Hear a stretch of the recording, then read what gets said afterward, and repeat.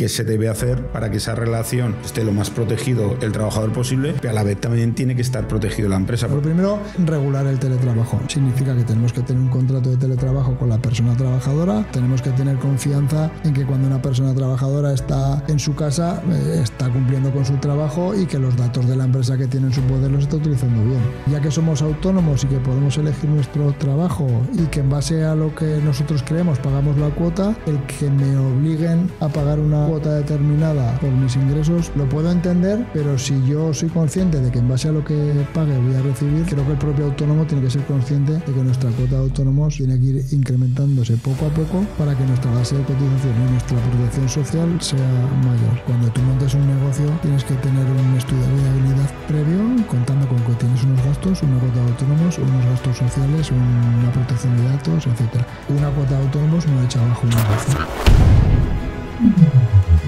Hoy, en Sueldo, Sudor y Sueños, nos metemos de lleno en el terreno donde se cruza la normativa, la burocracia y la realidad del día a día de cualquier emprendedor. Está con nosotros Alberto Joven, socio de Seiko Consultores, asesor laboral y una de las voces más activas cuando se trata de defender la lógica y el sentido común en el mundo de la empresa. Con él hablaremos de lo que realmente preocupa a quienes crean empleo, la jornada laboral, el registro horario digital y las cuotas de los autónomos. Porque al final, entre leyes, notificaciones y nuevas plataformas, lo que todos queremos saber es lo mismo: cómo cumplir sin dejar de crecer. ¡Empezamos! Muy buenas, Alberto. Bienvenido, ¿qué tal? ¿Qué tal? Pues muy bien, aquí contento de volver a estar contigo una vez más. Volvemos a estar aquí hablando del mundo laboral, que es un mundo que nos atormenta a veces a los empresarios, o por lo menos nos preocupa porque es que hay veces que no sabemos si estamos cumpliendo. Y vamos a empezar por una parte, porque para que nos digas en qué punto nos encontramos de toda la temática esta de la jornada laboral, que llevamos cerca de 2 años, por lo que hemos estado comentando ahora, justo antes de empezar la entrevista, con este tema de que ha estado continuamente el gobierno, pues digamos, amenazando o presionando de alguna forma que se va a dar esta nueva legislación, pero no se termina de dar. Entonces, ¿en qué punto nos encontramos? Y también un poco qué visos ves de cómo se va a desarrollar, hacia dónde va a ir, porque les está faltando el apoyo de partidos que necesita para aprobar esta normativa. Pues puntualizar un par de cosas. Lo primero, a mí me atormenta por 2 partes. Por mi parte de empresario, como a ti, y por mi parte de asesor.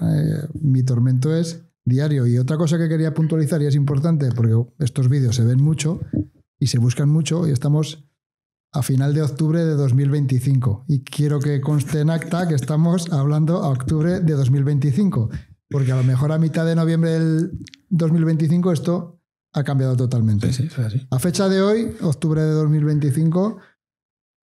la jornada horaria es la que ha sido durante muchísimos años en el Estatuto de los Trabajadores y nada ha cambiado. Llevábamos 2 años o más de 2 años en los cuales habíamos oído múltiples ocasiones que había un acuerdo entre sindicatos y el gobierno para establecer una jornada anual. Hemos visto titulares, hemos visto hoy se aprueba, hemos visto... Bueno, ¿qué ha quedado de todo esto? Nada. Lo que podemos estar hablando a fecha de hoy es que la jornada laboral sigue siendo de 40 horas laborables a la semana, que esa es la jornada que nos marca el Estatuto de los Trabajadores, y que no ha sido aprobada ningún tipo de jornada. Aprovechamos, ahora que estamos en la última parte del año, para incidir en la importancia que tienen los calendarios laborales en la empresa. El que un trabajadora, trabaje 40 horas a la semana no quiere decir que tenga que trabajar 40 horas a la semana de lunes a viernes menos los festivos y sus vacaciones, porque nos iríamos a jornadas de 1.800, 1.792 horas.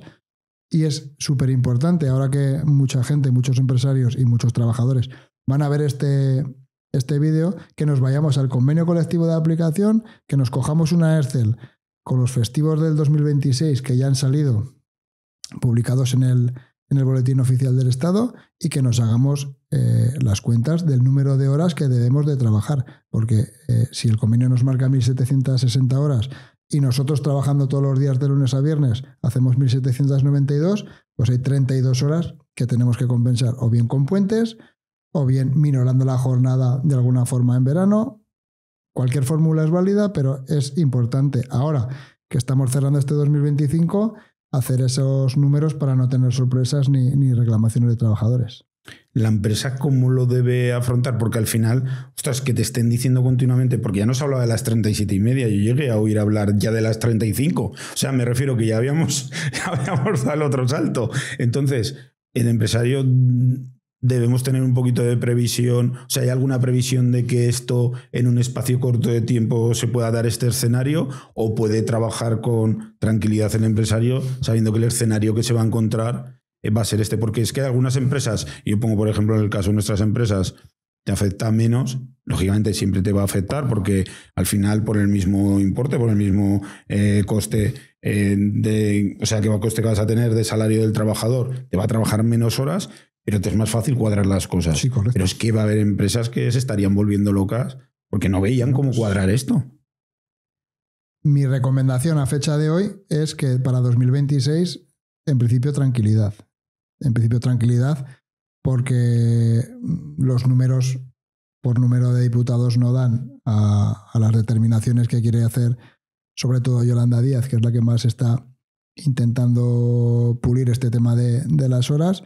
Y creo que en el 2026 esto va a ser igual. El panorama político que tenemos en España de estabilidad precisamente no es. Con lo cual, en ese aspecto creo que tenemos que estar tranquilos. Sí que es verdad que no debemos olvidar que cada vez pues, nuestro entorno laboral, nuestro entorno profesional y la propia sociedad está llevando a las horas de trabajo a que haya una mayor adaptación, una mayor conciliación, y eso se refleja en que cada vez hay más conflictos en las empresas por temas de conciliación y adaptación de jornada.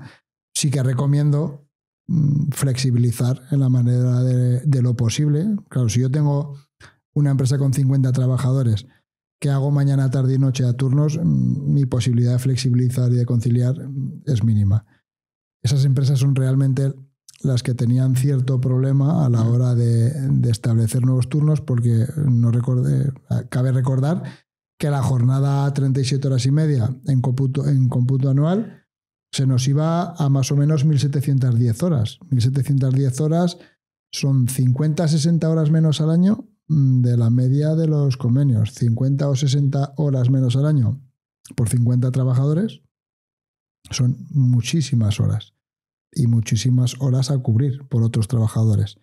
Eso es uno de los motivos por el que quizá al final alguien haya hecho cuentas y haya establecido que igual no era lo idóneo. Pero no debemos olvidar lo que he dicho al principio de esta pregunta.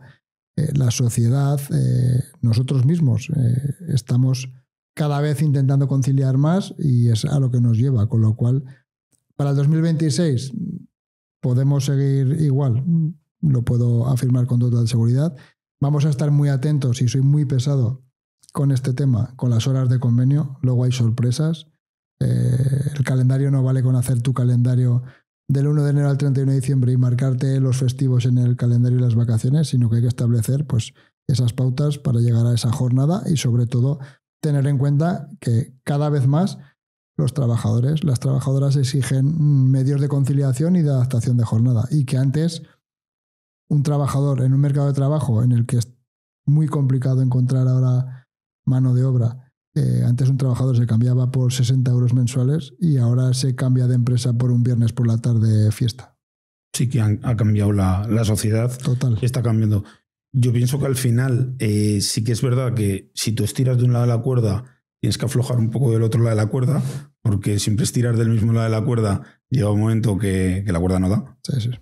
Que es un poco lo que da, que a lo mejor si tú estiras de este lado de la cuerda, a lo mejor si reduces, haces alguna reducción en los costes de los seguros sociales, pues a lo mejor ciertas empresas lo podrían... Mira, eso, te corto, eso sí que no va a pasar. Ya. Eso sí que no va a pasar. Eso sí que te lo puedo asegurar, que reducir los costes laborables de los trabajadores de las empresas, no, eso no va a pasar, eso no cabe. Yo siempre pongo el mismo ejemplo. Cuando un gobierno, me da igual el que sea, pone un impuesto, el gobierno que sigue a este gobierno no lo quita, pero le sigue echando la culpa del impuesto al anterior.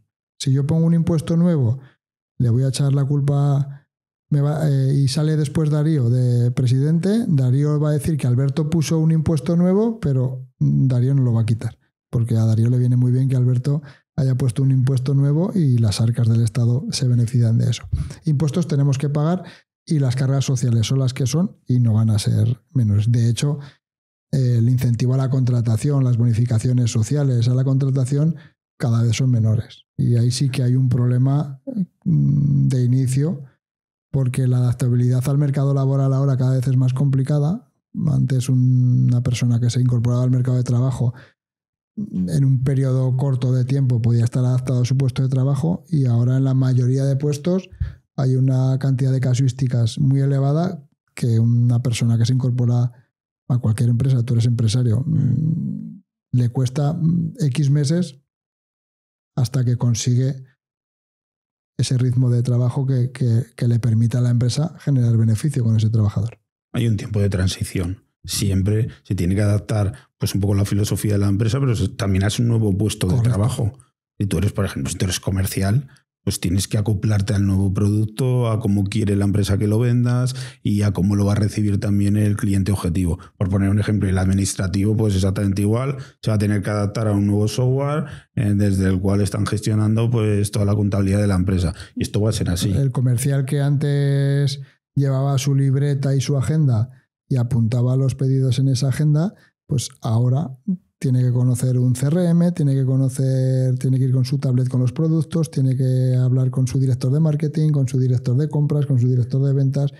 Y claro, eso ahora pues es un camino de adaptación que cuesta, no solo en este ejemplo del comercial, sino en cualquier puesto de trabajo, el periodo de adaptación que haya en el puesto de trabajo, sumado a la falta de mano de obra, hace que muchas empresas tengan dificultad para encontrar personal. Yo que soy de la agenda todavía, tengo mi agenda ahí en el despacho, mi agenda de cuero de años y años, que voy cambiando las hojas de año en año, que luego lo paso al CRM, pero sigo teniendo la inercia de todos los días mirar en mi agenda, no mirar en mi ordenador. Pero sí que es verdad que cada día el CRM en las empresas tiene, sobre todo en la parte de ventas, claro, tiene una gran importancia. ¿Cómo ayudáis desde Seiko? Porque al final esto nos genera mucha incertidumbre a todas las empresas. Todo este continuo cambio de legislación y que parece que estás continuamente amenazado y que además es que ni siquiera queriendo cumplir sabes si estás cumpliendo. ¿Cómo Seiko estáis ayudando a las empresas para que puedan tener un poquito más de tranquilidad en esta Ahora llevamos un tiempo que, como he dicho, los números no dan. La verdad que cambios legislativos no hay, grandes cambios legislativos. Esos cambios legislativos que se daban en el 20, 21, 22, que te levantabas un lunes y te había cambiado el mundo, ahora no existe. Ahora casi estamos más desdiciendo lo que muchas veces estáis escuchando en radio. Y muchas veces hacemos podcast de comunicación al cliente o incluso hacemos newsletter en la que decimos, ojo, que es que esto no ha salido todavía. Esta norma que estáis escuchando y leyendo no ha salido todavía, porque también es verdad que hay empresas que se aprovechan de estas dudas de normas que todavía no han salido para vender sus productos cuando realmente no ha salido la norma. Desde Seiko intentamos estar siempre al día de todo. Comunicamos de la forma más cercana que podemos al cliente. Ya sabes que todos los meses, cuando enviamos las nóminas, hacemos un pequeño tip ahí de las 4 o 5 cosas más importantes que ha habido en el mes, y sobre todo con newsletter. Newsletter que por desgracia muchas veces los clientes no leen, porque yo estoy... pues es verdad que estamos abrumados de información por todos sitios, pero intentamos ser cercanos en la comunicación porque creo que es clave, y sobre todo cuando llega algo concreto que puede influir a tu empresa realmente, pues sí que ponemos el foco muy claro y descolgando el teléfono y avisando, ojo, que esto sí que te interesa. Pero intentamos ser sobre todo muy, muy cercanos con el cliente, y algo que he instalado yo en el despacho y que, bueno, creo que es clave, muy firmes. Y cuando un cliente nos pide algo y no se puede hacer, lamentándolo mucho, aunque lo haya leído, aunque se lo haya dicho el primo, aunque su tío sea abogado, en eso somos muy firmes, y hay cosas que no se pueden hacer o que no se deben hacer aunque tu compañero empresario del café lo haya hecho, nosotros siempre te vamos a aconsejar recto en que hay determinadas líneas que no debemos pasar. Si luego ya quieres cruzar en rojo, es la responsabilidad del cliente. De cada uno. Correcto. Me viene a la cabeza y me lo he apuntado el hablar de la parte del teletrabajo. Es muchas veces las empresas en esa parcela de las personas que están en teletrabajo no tenemos muy claro qué se puede hacer, qué no se puede hacer y qué se debe hacer para que esa relación pues esté lo más protegido el trabajador posible, pero a la vez también tiene que estar protegido la empresa, porque muchas veces pues, estar con un ordenador en su casa, pero tiene un montón de datos de la empresa, de clientes, temas de protección de datos. O sea, hay muchos temas ahí encima de la mesa. ¿De qué forma le afecta pues, todos estos cambios regulatorios o si se está regulando en este aspecto para que haya más claridad? Hay una ley de teletrabajo muy extensa en hojas, una normativa de teletrabajo que es la que regula precisamente los contratos de teletrabajo que hacemos con las personas. Lo primero es regular el teletrabajo. Regular el teletrabajo significa que tenemos que tener un contrato de teletrabajo con la persona trabajadora y en ella regulamos pues, las diferentes casuísticas que tú quieres tener con él. En lo que me dices de los datos, ahí entra la confianza. La confianza que tengas en el trabajador. Tenemos que tener confianza en que cuando una persona trabajadora está en su casa, está cumpliendo con su trabajo y que los datos de la empresa que tiene en su poder los está utilizando bien. ¿Existen medios para monitorizar en el momento en el que pasas a ese hecho que tú tienes que monitorizar el trabajo de la persona que trabaja contigo, ya sea en el despacho o en su casa? Hemos saltado un paso importante bajo mi punto de vista. Aquí para todos los gustos, opiniones, que es el de la confianza. Yo confío yo voy a hablar en primera persona. Nosotros en Seiko tenemos de forma voluntaria una serie de días de teletrabajo.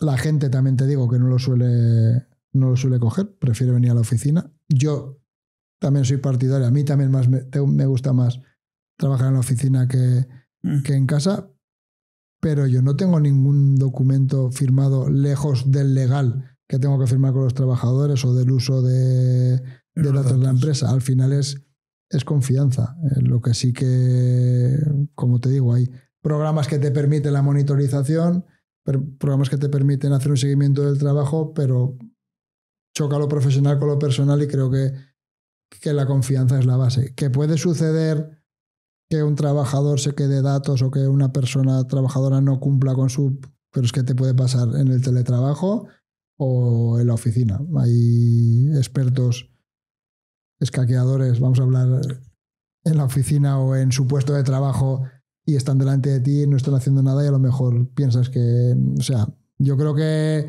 tenemos que basar todo para mí, la confianza con un equipo es clave. Si no tienes confianza en tu equipo y tienes que empezar a poner tips para hacer cualquier tipo de control, se pueden hacer tips por seguridad. Eso, total. El control de la seguridad, bajo mi punto de vista,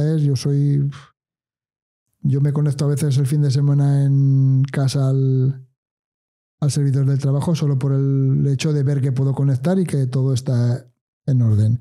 Y sí que tenemos que dotar de seguridad a la hora de conectar, no conectarnos en teletrabajo con herramientas gratuitas, que conozco gente que se sigue conectando al teletrabajo con herramientas gratuitas. Tenemos que tener seguridad, VPNs, antivirus, control de las personas que acceden, nombre y apellidos, que no se pueda conectar desde cualquier sitio. Si tú tienes tu portátil, yo te doy acceso desde tu portátil, pero estás en Salou, no te puedo dejar conectar desde el ordenador de tu primo al despacho.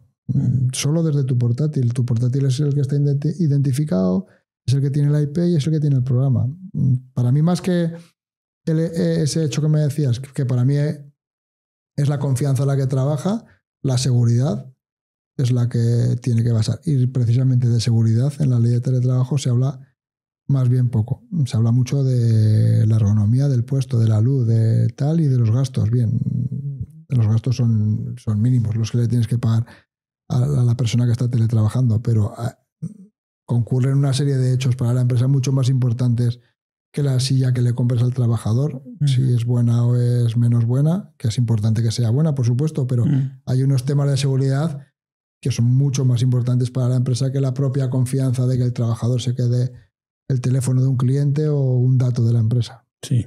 La verdad que al final lo que más le preocupa a la empresa es la seguridad. Muchas veces también en el tema de protección de datos, porque al final el tortazo le va a venir a la empresa y son cosas con las que hay que tener cuidado y además las sanciones no son leves. No, en protección de datos no enredan. Fuera de que también puedes perder negocio porque puedes perder clientes y te sacan datos de clientes y luego los exportan por algún lado o lo que fuera.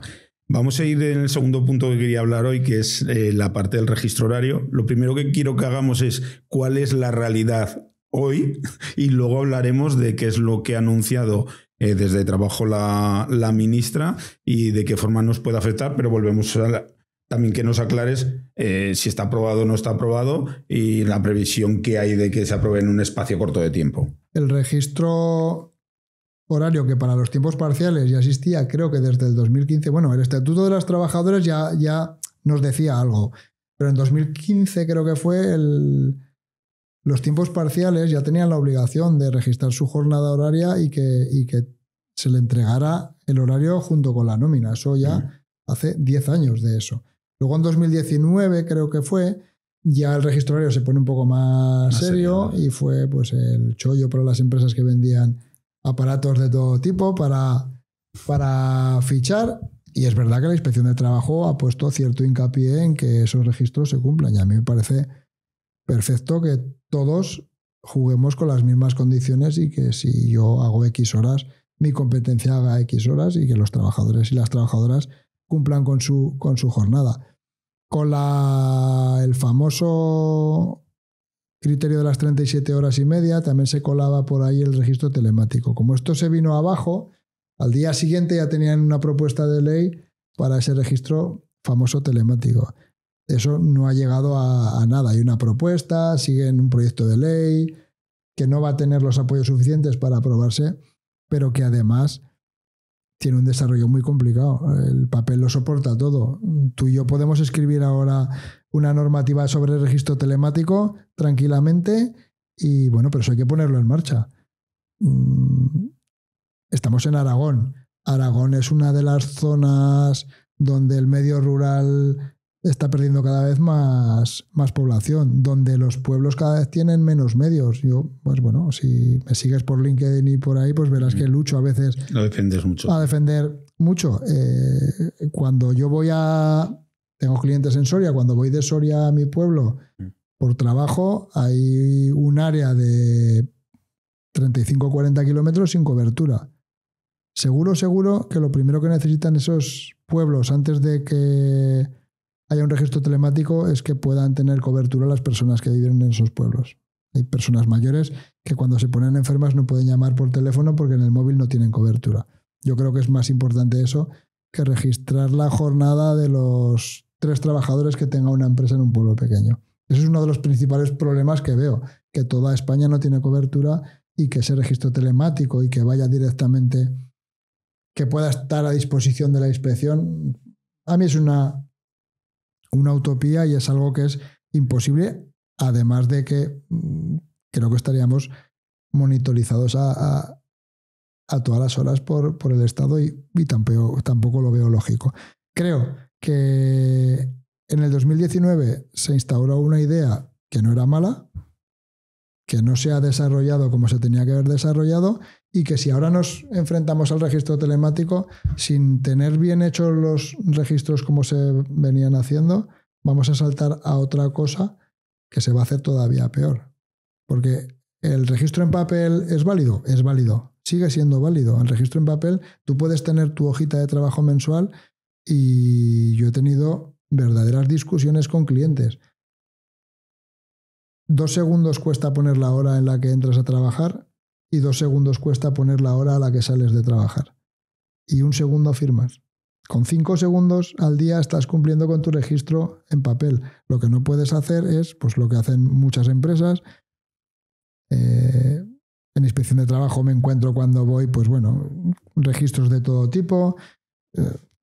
No voy a dar muchas pistas. Mis amigos inspectores ya saben a qué me estoy refiriendo y bueno, es que parece que no nos lo hemos tomado muy en serio porque al final no conocemos a nadie que le haya caído una muy gorda por no cumplir con el horario. Porque hay muchas empresas que estoy seguro que cumplen con el horario de convenio, que hacen incluso menos horas de las que marca el convenio, pero no hacen bien el registro horario. Yo, al final, soy empresario también, como otros muchos. Nosotros tenemos nuestra máquina de fichajes. Yo la reviso. Cada semana reviso que la gente fiche, pero no por un control. O sea, jamás controlaré si un trabajador hace una hora menos o una hora más. Yo quiero que cuando entre fiche y cuando salga fiche. No pido nada más. Y nosotros tenemos un dispositivo que es 1 segundo al entrar y 1 segundo al salir. No puede convertirse eso en... Yo creo que nos hemos equivocado en el mensaje, las empresas que queríamos dar con el fichaje. Todo viene porque desde el gobierno el mensaje también fue erróneo. No es un tema de controlar, es un tema de que hay unas reglas del juego, de que hay unas horas a realizar y que todos tenemos que jugar en esas horas. El registro telemático no está aprobado, a pesar de que recibáis 25 correos electrónicos al día diciendo que es obligatorio, que lo tienes que comprar, que al mío es más barato, que lo puedes instalar en el móvil. Ojo, que hemos hablado de la protección de datos. Con instalar en el móvil el registro telemático o aplicación de fichaje en un móvil personal del trabajador, sin previo documento firmado con el tema de la protección de datos. Mucho ojo con eso. Vamos a hacer las cosas bien. Aprovecho para recordar que la huella digital tampoco se puede utilizar para firmar, porque hubo una normativa de protección de datos que prohibía utilizar datos biométricos para el fichaje. Pero con todo esto, pues sí, el papel lo soporta todo, hay un proyecto de ley, pero no va a salir. No va a salir a corto plazo. Y creo que si sale, habrá un periodo de adaptación tal y unos medios para hacerlo que no. A mí, por ejemplo, en oficinas y sitios donde hay un espacio físico donde fichar, pues no le veo ningún problema. Que tenga acceso directo a la inspección de trabajo cuando quiera, pues tampoco me genera ningún problema. Que no me gusta que sea así, sí, porque no lo entiendo que tengamos que estar monitorizados por el Estado en este caso. Pero que mi mensaje sería de tranquilidad para las empresas, que no compren ningún programa que no vayan a utilizar y que si lo utilizan, que lo compren, por supuesto, pero sobre todo que piensen que hay una normativa de registro horario ya publicada desde el 2019 y que lo tenemos que cumplir y que cuesta 5 segundos al día cumplirla, que nos tenemos que preocupar y que nosotros como empresarios es una obligación más que tenemos. Yo creo que es un tema de compromiso entre el empresario y el trabajador, el de que se tiene que llevar a cabo el registro horario. Yo cuando empieza a trabajar un nuevo trabajador, una de las cosas que hablo con él, intento concienciar desde el primer día es: esto se tiene que hacer y se tiene que hacer bien, no al final del día relleno la entrada y la salida. Exactamente. No, o sea, entras, metes la hora a la que entras, firmas. Sales, metes la hora a la que sales, firmas. Y no vale al final de semana lo relleno, no vale al final de día lo relleno. Y esto es algo que, ostras, que es que el empresario tampoco puede estar constantemente encima.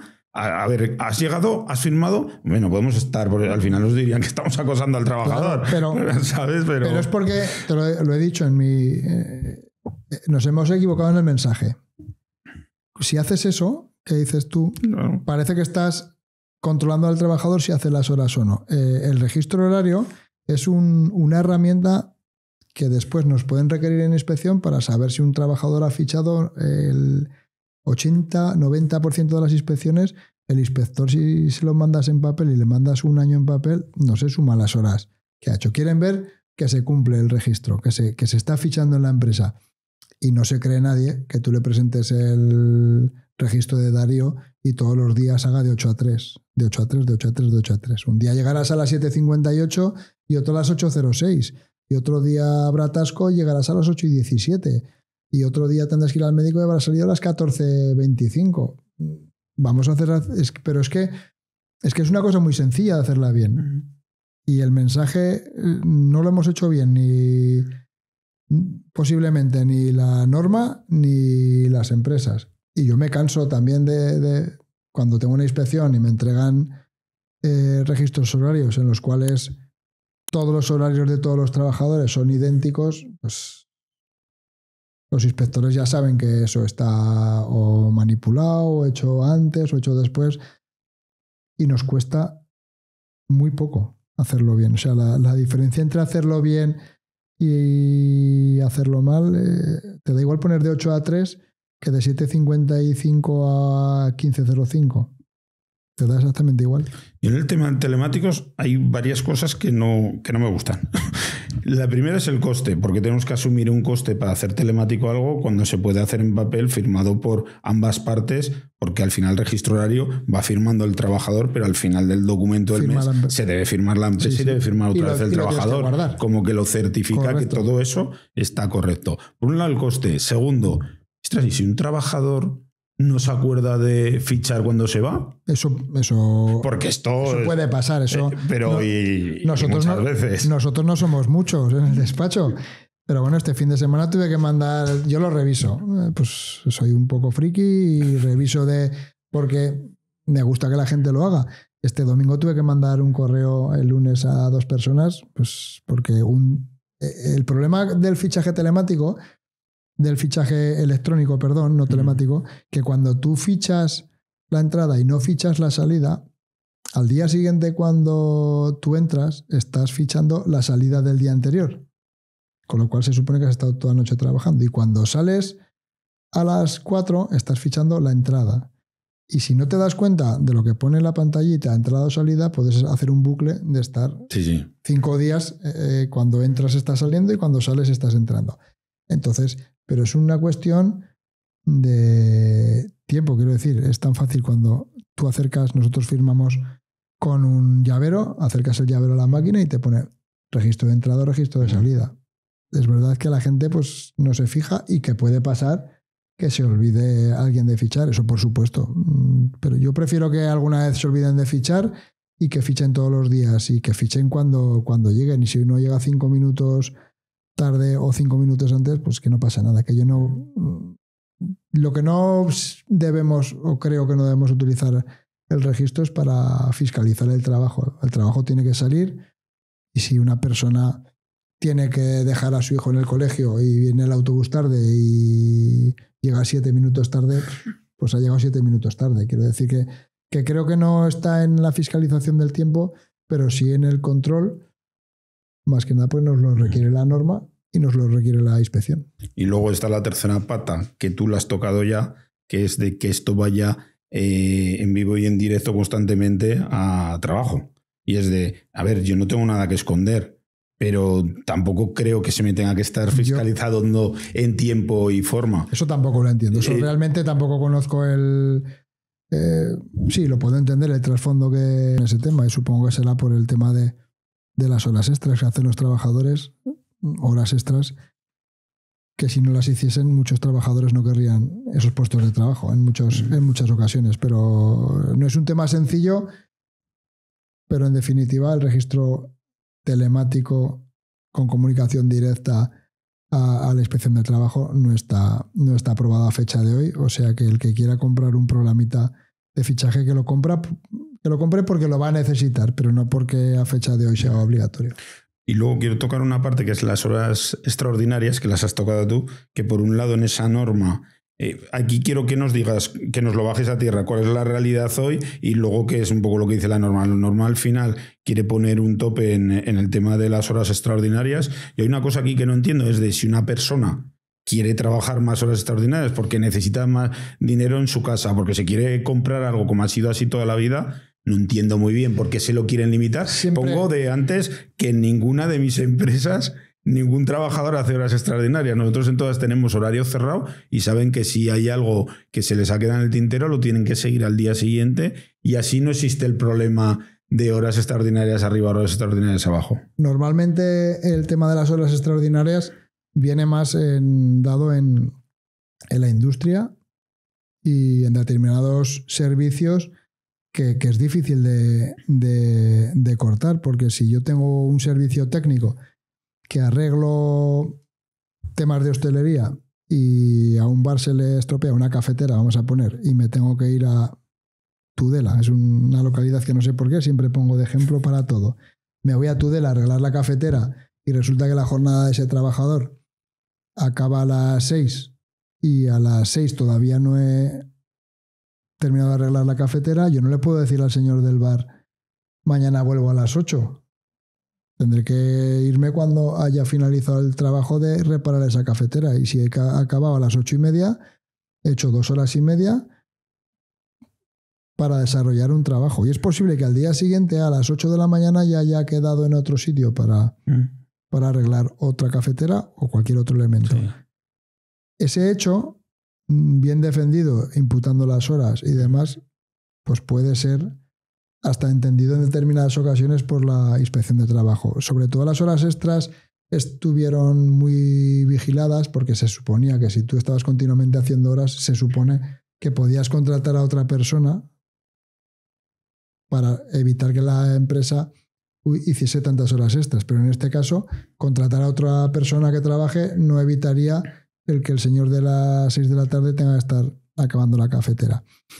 Ese es un tema recurrente y con el que nos encontramos con muchas empresas y con el que yo abiertamente a veces he hablado con inspección de trabajo. Otra cosa muy distinta es empresas que, porque siempre lo han hecho así, que es uno de los comentarios más aplicados en el laboral, siempre lo hemos hecho así, nunca ha pasado nada, tengan de facto jornadas horarias, sobre todo esto ocurre en la industria, en las cuales superan la jornada anual del convenio. Pues bueno, ahí tenemos que trabajar o bien con horas extras, con unos límites que son muy pequeñitos, las horas extras, o bien tenemos que aprovechar esa jornada del convenio para pues, o dar más puentes o minorar horas en periodos de menos producción, etc.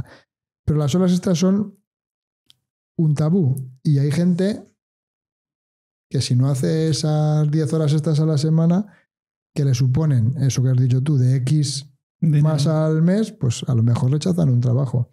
Pero es un tema complejo. Las horas extras voluntarias quizá deberían estar más liberadas en determinados sectores. El trabajar porque si de 7 a 7 tampoco tiene sentido. Y de hecho ha habido grandes consultoras que han tenido inspecciones fuertes por eso. A ver, estamos hablando, yo por lo menos estaba hablando continuamente de las extraordinarias que decide el trabajador quiere hacerlas, o sea que es el propio el trabajador que las quiere hacer, que no se le presiona al trabajador para que haga esas cosas. Al final esto, como en todo, tiene que haber una conexión y tiene que haber una facilidad entre el empresario y el trabajador y ambas partes tienen que salir beneficiadas. Si un trabajador hace horas extraordinarias, lógicamente se le tienen que pagar, se le tienen que cuantificar y se le tiene que pagar a un importe superior a lo que es una hora cuantificada de su salario, sí, la hora de su salario nómina. La hora extra, según el estatuto, tiene que ser como mínimo el importe de la hora normal del trabajador. A partir de ahí hay convenios colectivos que las imputan con un incremento del 40, del 75, de todo hay. Pero como bien dices, de forma voluntaria o no, el estatuto marca un tope y ese tope es el que es. Y es verdad que hay determinados momentos en la industria cuando tienes picos de trabajo con grandes máquinas que no puedes detener, que es complicado cumplir con esa normativa. Vamos al tercer punto de hoy, que no sé qué le pasa al gobierno con los autónomos, que parece que nos están persiguiendo a trochimoche todo el día. Y yo en esta parte, y ahora entramos cuál es la realidad hoy, que hoy quiero hacer lo mismo, porque es que hay veces que la gente ya se piensa que es que han cambiado las cuotas de los autónomos y tal, llevarlo a tierra, pero yo creo que el autónomo no le importaría pagar más, incluso como paga una persona por cuenta ajena, siempre que tuviera los mismos derechos. Y el problema de base para mí aquí es que se le quiere igualar en lo que aporta al Estado el autónomo, pero el autónomo no tiene los mismos derechos que un trabajador por cuenta ajena. Porque si no, muchos autónomos se pondrían por cuenta ajena en la misma sociedad y lo harían a ojos cerrados. Entonces, ¿en qué situación nos encontramos a día de hoy? O sea, ¿qué es lo que rige hoy? ¿Qué posibilidades ves de éxito que esto se tenga que modificar y un poco de qué forma, si se modifican las cuotas del autónomo, en qué dirección crees que va a ir? Porque se le han empezado a echar un poco...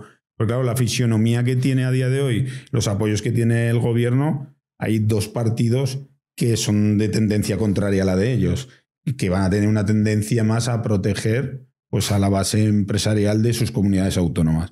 Entonces, ¿en qué situación nos encontramos? Vamos a empezar por eso. Ahora mismo estamos con la norma actual, que es la que marca la cotización, de autónomos por ingresos reales, que hubo unas tablas para 23, 24 y 25, que como siempre vamos tarde porque estamos a octubre del 2025 y las de 2026 no sabemos cuáles son. Y de nuevo, Trabajo sacó unas tablas que de hecho las compartí en LinkedIn, jugando entre comillas a prueba y error. Voy a lanzar estas y si nos enfadan mucho las dejaremos, y si se enfadan mucho creo que me he pasado con las tablas. De hecho se habían pasado con las tablas porque había incrementos para el 2028 abrumadores de algunos tramos que creo recordar que pagaba 700 euros más al mes el autónomo si estaba en ese tramo, algo que es insostenible.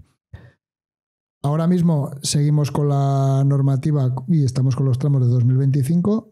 Parece ser que esa tabla que publiqué yo en LinkedIn ha quedado sin efecto y que ahora harán otra nueva tabla, prueba o error, de nuevo, con unos incrementos en torno al IPC, y sigue habiendo unos tramos dentro de esos tramos de cuotas, sigue habiendo unos mínimos y unos máximos que el autónomo puede elegir. ¿Qué problema tenemos? Que ha habido un mensaje erróneo también de facto desde el inicio de las cuotas de autónomos. El autónomo lo ha tenido siempre como un problema y un gasto el día 30, tengo que pagar el autónomo. Y creo que eso no lo vamos a solventar nunca. Nunca estamos contentos con lo que pagamos. Ahí sí que voy a pegar un pequeño tirón de orejas a todos los autónomos. Queremos los mismos derechos que tiene un trabajador de régimen general, pero siempre estamos quejosos con lo que pagamos, y es que al final derechos y obligaciones, somos autónomos, somos empresarios, y los trabajadores son trabajadores y rigen por otro tipo de sistema. Lo que nos tenemos que acostumbrar es que cuanto más coticemos, más protegidos vamos a estar, pero más cuota vamos a pagar. ¿Qué problema tenemos? Que un autónomo no puede faltar 3, 4, 5 días de su puesto de trabajo, que un autónomo es el que dirige la empresa, que un autónomo cuando está enfermo de verdad, pues es que tiene un problema él, tiene un problema la empresa y tiene un problema su familia por el seguimiento de ese negocio. Entre comillas, somos de otra pasta y tenemos otras obligaciones y otros derechos y otras situaciones que nos benefician. Pero creo que no debemos de pensar solo en negativo, por el ser, de hecho, yo he estado muchos años en régimen general, no he cogido nunca la baja, creo, y llevo muchos años de autónomo y tampoco he cogido la baja. No es una de las cosas que me preocupe coger la baja, me preocupa el hecho de ponerme enfermo por mi salud, no por el hecho de si voy a cobrar más o menos. Y lo que sí que es verdad, que ya que somos autónomos y que podemos elegir nuestro trabajo y nuestra base de cotización, y que en base a lo que nosotros creemos pagamos la cuota, el que me obliguen a pagar una cuota determinada por mis ingresos, pues bueno, lo puedo entender, pero si yo soy consciente de que en base a lo que pague voy a recibir, creo que el propio autónomo tiene que ser consciente de que nuestra cuota de autónomos tiene que ir incrementándose poco a poco para que nuestra base de cotización y nuestra protección social sea mayor. La famosa frase que tienen a fuego muchos autónomos, que no quiero pagar más porque no nos vamos a poder jubilar, pues yo siempre me niego a eso. Yo sí que me voy a poder jubilar, estoy convencido que me voy a poder jubilar. Y antes de que se caiga el sistema de pensiones, aunque estemos recibiendo inputs negativos a todas horas de que está muy mal, antes de que se caiga el sistema de pensiones se van a caer muchas cosas. Sí que es verdad que para conseguir una pensión que antes necesitabas X años, ahora vamos a necesitar más años. Y de ahí que sea todavía más importante que la cotización de los autónomos sea adecuada pues, a nuestras posibilidades de ingresos. El mensaje que lanzamos es erróneo. Desde el gobierno nos lanzan una tabla en la cual estamos viendo que de facto ya nos obligan a pagar X más. Que a lo mejor a la larga ese pagar X más te puede beneficiar en tu cotización, pero no puedes lanzar ese mensaje de esa forma y diciendo que hay que pagar más porque los empresarios ganan mucho dinero. Hay de todo. Hay empresarios que ganan mucho dinero, hay empresarios que ganan poco dinero y hay empresarios que no ganan nada. Entonces no puedes meter... La palabra empresario está, entre comillas, maldita. Parece que un empresario es alguien malo. Pues, un empresario es una persona autónoma que en muchos casos tiene un tilín en la cabeza que le hace moverse en proyectos y que en muchos casos da empleo a mucha gente. Y que se está jugando su patrimonio. Correcto. ¿Que hay empresarios, o sea, me refiero que... ¿hay empresarios malos? Sí, claro. Hay empresarios malos, empresarios buenos, trabajadores malos y trabajadores buenos. Pero es que no podemos meter... La palabra empresario parece que en el momento que la dices, y creo que no hay que subir la cuota de autónomos porque el empresario gane mucho dinero. Hay que subir la cuota de autónomos porque hay que saber vender que la cuota de autónomos es la forma de protección social que tienen los autónomos en su cotización.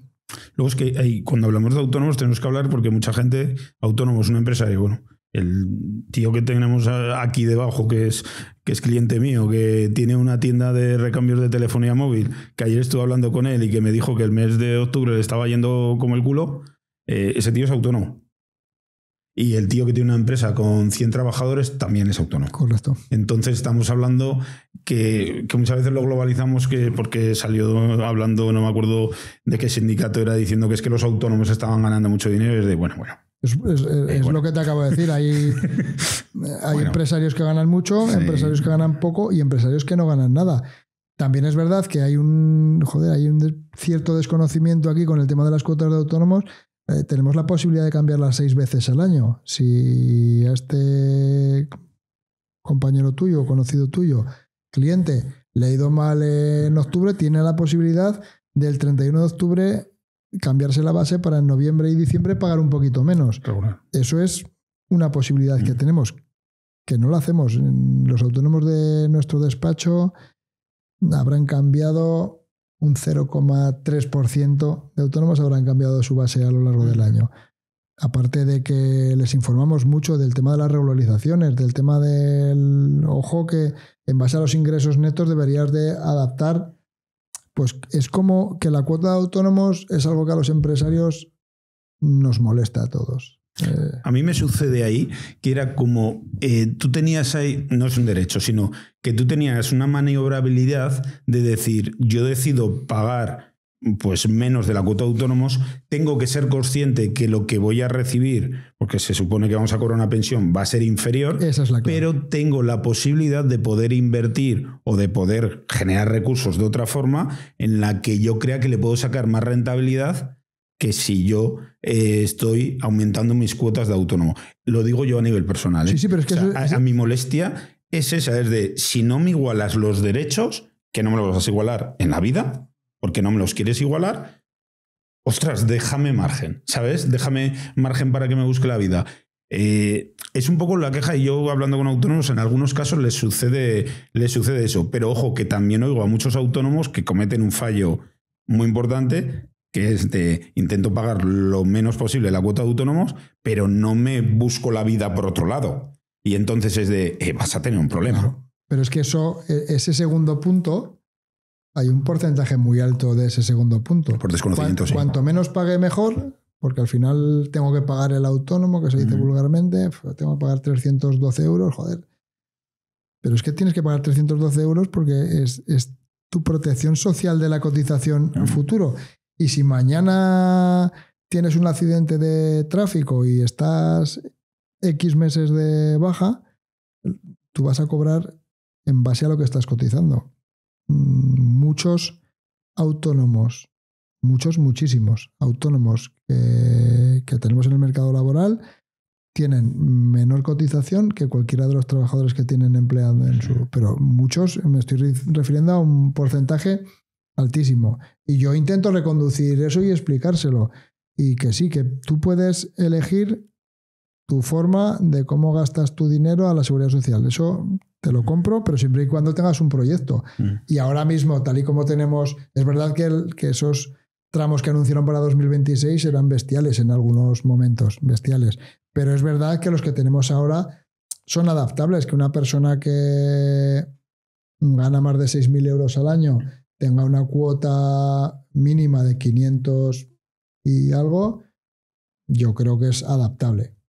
Yo creo que es adaptable. Lo que no puede ser es que si tienes un rendimiento neto superior a 6.000 euros, te pongan una cuota de más de 1.000 euros. Ahí puedes empezar a tener problemas porque dentro de tu rendimiento neto estoy seguro que ese autónomo tendrá múltiples créditos y pólizas y una cosa será lo que él facture o lo que él tenga y otra cosa es toda la carga que tenga detrás, porque esto es casualidad y es una mera anécdota.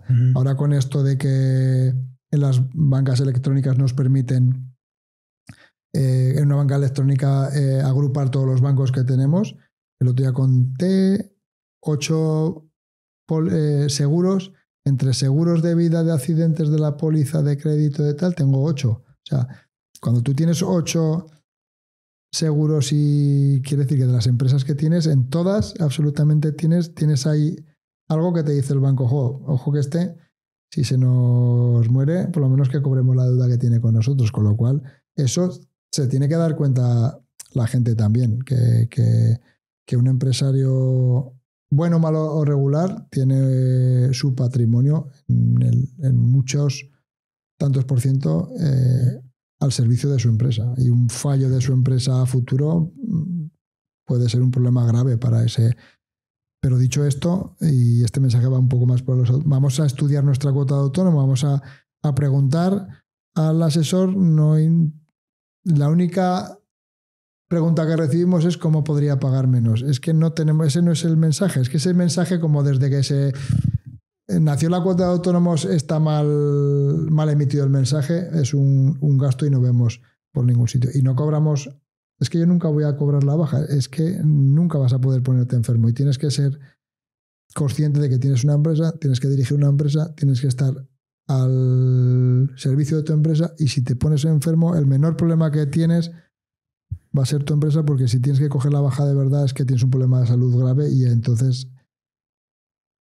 ahí tenemos un problema. ¿Crees que este tipo de, digamos, de propuestas desproporcionadas, sobre todo esta propuesta que se ha puesto sobre el papel, o bueno, que estamos entendiendo algunos que es desproporcionada, puede frenar el emprendimiento? O sea, que gente decida poner en marcha un proyecto o que una empresa decida ponerse en funcionamiento o no. Yo creo que no, porque al final los emprendedores tenemos un clic ahí extraño en la cabeza y ese clic. El masoquismo muchas veces. Y no podemos, hay veces que no podemos parar. Y lo que sí que hablo muchas veces yo en Seiko con alguien que viene al despacho es que la cuota de autónomos no puede ser tu freno para montar un negocio y que cuando tú montes un negocio tienes que tener un estudio de viabilidad previo, contando con que tienes unos gastos, una cuota de autónomos, unos gastos sociales, una protección de datos, etc. A partir de ahí, una cuota de autónomos no echa abajo un negocio. Yo creo que eso no va a ser un hecho que pueda dificultar el que gente que nos haga el clic en la cabeza y vayamos para adelante. Lo que pasa es que hay que ir para adelante armado, no hay que ir para adelante sin escudo y sin información. Con datos y conscientes de a lo que nos vamos a enfrentar, que es lo que digo yo muchas veces cuando me dice si todo el mundo vale para emprender, y yo le digo siempre que no. Acuérdate de las famosas tiendas de vapor. Tiendas de vapor que cualquiera montaba, capitalizaba su desempleo, 27.000 euros, lo capitalizo y me monto una tienda de vapor y de repente 100 tiendas de vapor en Zaragoza. ¿Cuántas quedan? A eso me refiero que tenemos que pensar un poco cuando iniciamos un proyecto, pues tenemos que hace mucha ilusión, y yo esto lo digo pues porque el primer proyecto que monté me salió rana, super rana, y es que me pudo la ilusión Me faltó cabeza, primero de la situación, después de los compañeros de viaje, porque es importante. Sí. Y a partir de ahí, como yo lo he vivido en mis propias carnes, pues le puedo explicar a la gente que viene a emprender a SEICO y a montar una empresa, pues a hacerlo con los pies en el suelo y sabiendo a lo que te enfrentas.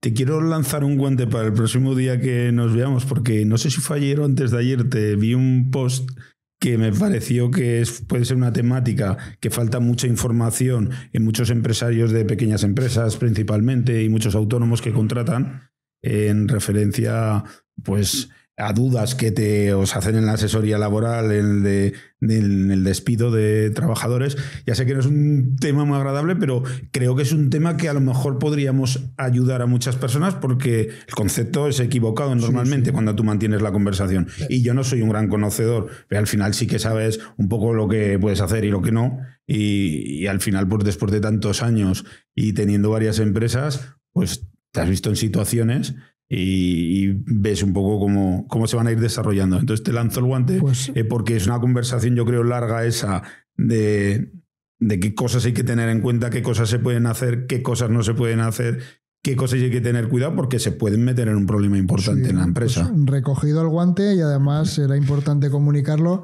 y de hecho en SEICO hicimos 2 webinars exclusivos para el cliente, uno en abril y otro en septiembre, creo, porque considero que es un tema súper importante, considero que es un tema en el que hay mucho desconocimiento y que es una problemática importante y que de igual forma que no hay normativa por el tema de que los números del gobierno no dan para aprobar nuevas leyes, los tribunales no paran y cada vez dan un pasito más hacia una serie de caminos que hay que seguir a la hora de hacer un despido. Y hay determinadas situaciones en las cuales antes se podía despedir y tú podías despedir y no había ningún problema y ahora no. Y ahora hay unos procedimientos muy concretos y que tenemos que seguir. Y que si he dicho antes que en SEICO éramos rectos en determinadas cosas, en esta del despido es una de las cosas en las cuales nunca nos vamos a salir del camino porque, como ponía en mi post de LinkedIn, los asesores no somos un freno para las empresas, sino más bien el airbag de los empresarios.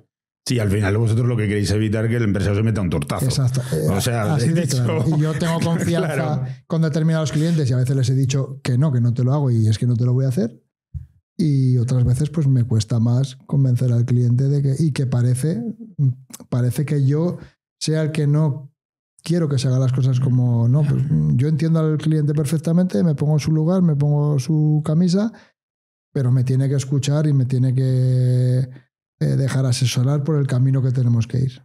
En Caverdes, que es una comercializadora de electricidad, que es una de nuestras empresas, yo siempre que hablo con el cliente les digo que no digo que yo esté de acuerdo con la norma, pero yo te doy, digamos, las herramientas y lo que mejor puedes hacer con ellas. Que no quiere decir que esté bien, que probablemente yo no estaré de acuerdo, pero que yo esté de acuerdo o no, a ti no te va a salvar de este atropello. Exactamente. Y entonces, normalmente en nuestro caso suele ser pues con el tema de las potencias, modificaciones, etc., que el cliente suele querer y no se les permite en muchos casos hacerlas varias veces al año. Pues, por ejemplo, no termina de entender, digo, pues la norma. Yo te puedo decir con esta norma cómo podemos jugar el partido. Y al final vosotros lo que decís las normas son estas, el VAR en el fútbol pues ahora está muy discutido, ¿no? Sí, pues, sí. Bueno, pero tenemos que jugar con el VAR y al final nos tenemos que acoplar para jugar el partido lo mejor posible. En el laboral y en un despido, cuando tienes que ir al VAR ya has perdido. Es penalti siempre. Sí, cuando tienes que ir al VAR es penalti siempre en un despido. O sea que sí que es verdad, te cojo el guante y la próxima conversación la tendremos sobre los tipos de despido y sobre todo cómo los tenemos que afrontar, sabiendo que es un hecho que hoy estamos bien, pero mañana nos puede ocurrir.